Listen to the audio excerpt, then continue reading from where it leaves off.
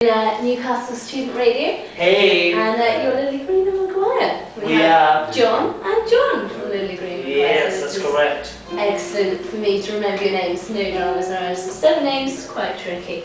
So, you've come to Newcastle. You're on tour currently supporting Ollie Murs, and you're also playing alongside Lonsdale Boys Club.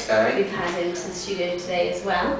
How's it all going? You having a good time? Great, yeah, it's awesome. It's super duper fun. Got 5 dates left. This is coming up, and you've got a deal with Warner Brothers, so that must have been quite good getting that down.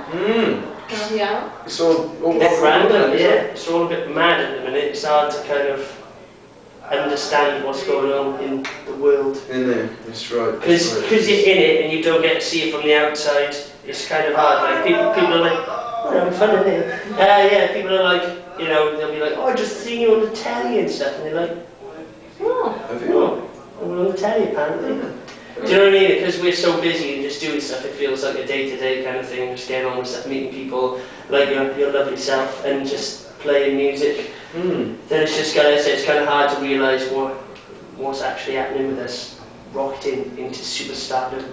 And your guitar cover of the Beatles, you guys have done a Beatles track cover, so are you a big fan? I'm a big fan. I like good songwriters and people that do stuff, and the way I see it is that like the Beatles basically wrote the songbook for the last 50 years, you know what I mean? So like anyone that writes anything is basically stems back to that.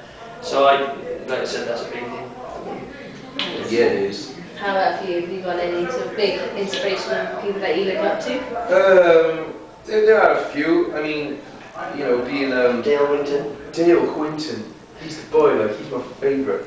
No, I would say I'm a Mayer fan by trade, but I also like some of the older, like the acoustic guys, like people like Andy McKee, Antonio Forcioni, John Gong, Gareth Pearson. Just these guys who just, you know, really took acoustic playing to the next level, which is something I always like to do personally. But you know, again, it's like if you want to be a singer or a songwriter, you can't like sort of focus primarily on just being a blitzering sort of. What should we go? I'll do that. I tried that, and it's quite hard. Quite like to sing as well, and singing and doing that at the same time is very difficult. Very hard. So yeah. It's like I know about a whole 4 chords on the guitar, but even that's quite tricky. Show us. Show you. Go for it. What do you know? Well, I don't remember what they're called, and what I can use plenty. Yeah, right. So you got it. D major. Oh. A major. E minor.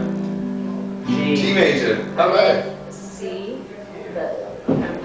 Yes. And then there's another one which I know but I can't do it because my fingers aren't quite right. But that one, yeah. Lovely. So I attempted, and my dad can play guitar and ukulele, so occasionally I can play the ukulele. It's quite small and manageable for me to dance around with. This guitar actually is my dad's first guitar, I think. Nice little Fender guitar. Yeah, it's older than all of us actually, not put together collectively because my dad's not that old. But yeah, it's got a bit of history. So I was like, right, give me that, I'm going to take it to a guitar shop, get it all sorted out, I'm going to put one of these things in it, and then I'm going to go on tour with it, just to show some love to my daddy. Exactly. My guitar was £100. Yeah, it did. Excellent, well they're doing very well, from strength to strength. Now, obviously we're a student radio, so do you have any big tips for student bands that you guys are going from strength to strength, even with your £100 guitar, which student budgets could just about make these days? I don't know, the advice for people in bands is that like, if you really believe in it that much, then you'll keep doing it, and I think that's what we've both done. Like we're both, you know, we're 23 and 24, well, I'm 24 soon as well. So we're not kind of spring chickens anymore, do you know what I mean? Even though I do look like a 16-year-old child, I'm not. But yeah, we've been doing different projects and different things over the years. You just got to keep believing in it. Like 8 months ago, I was living on my mate's sofa, who was still a student, so I was kind of like not paying rent, running a little studio, and just trying to make enough money to keep going. And then you never know, you might get a phone call one day that goes, hey, want a record deal? And you go, yeah. Sounds good to me. Nice. So if you're going from strength to strength, you know, we're hoping that you're going to move on and upwards. Who would you most like to work with? Like, you can maybe like collaborate on a song, or perhaps as a producer. I'd like the idea of working with Ed Sheeran actually. you know, because he's kind of got that sort of acoustic folky kind of vibe going on, and of course he's massive, everyone knows who he is, and you know, he's got some good tunes out there. And I don't know, I just like to kind of have that opportunity to just sit in a room with him and just have a laugh, you know what I mean, and just kind of like be sat there with acoustics in a cosy room, and nothing too sort of, right, we gotta write some monster hits. I just like the idea of kind of like, well, actually we don't have to do anything, we can just kind of hang out and just play some acoustic, like, you know what I mean? Nice. I just want to work with anyone that's up for making music and is interested and good. Your album comes out this summer. Have you got any big plans for the album release? Are you trying to hook up with any festivals to launch it with, or anything? Don't know. No, I mean, like I say, at the moment we're kind of like a new act, you know, and I mean, this Ollie tour is quite interesting really because, you know, we kind of got involved with that, and I was like, oh great, this, you know, this should be fun. And the reception that we're getting is quite good in a way that, like, you know, nobody really knows who we are, and they kind of see us do our 25 minutes and they were like, oh, I like that. And it's like, oh, that's good. And, you know, again, it's like kind of trying to find out where we can now take this kind of, this very positive attention and kind of directing it all in the right place. It's all like a thing of discovery for us. Like, I don't think anybody knows what we're going to do or anything. And like, especially us, we don't kind of plan. We just turn up and do our thing, and then if people like it, people like it, and if they don't, they don't. Do you know what I mean? It seems to be kind of working out for us. Yeah. And we're the big wigs at the label decide what the next thing to do, so we can kind of concentrate on music and performing and stuff. That is key.